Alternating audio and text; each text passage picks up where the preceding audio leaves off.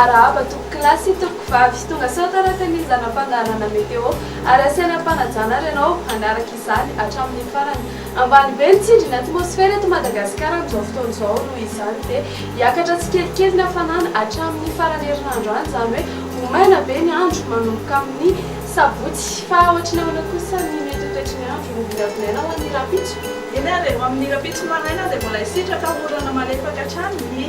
distrikany Antalasy Maroantsetra fa haka endrika Tandrifindraona izany ny amin'ny morontsiraka Atsinana sy ny morontsiraky ny faritanin'ny Mahajanginy Ilalovan-drahona kosa ny ilana Atsinana ny faritry ny Avoatany fa hitandimby eo ny rahona sy ny masoandro ny amin'ny faritra sisa amin'ny rapitso tolakandro dia mbola hitoeratra ny orana malefaka ny amin'ny faritra Savasy Analanjy-Rofina ary haka endrika Tandrifindraona hatrany ny amin'ny distrikany Nosy sy Samborano ary ny amin'ny faritra Avaratry Sofia Andrahoana ary mety arahana orana Tandrifindraona ny Mangoro sy ny ilany Atsinana ny Avoatany fa andrahoana na andrahoana vitsy ny andro ny amin'ny faritra sisa dia ohatrohatrany ahoana ny maripana ny tandrakan'izay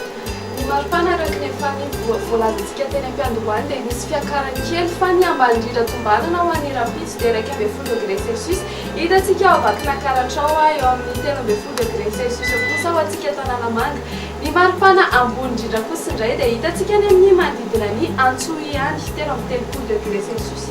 raha ho an'ny faritry ny Avoatany kosa dia manodidina ny 3.9 hatramin'ny 5.0°C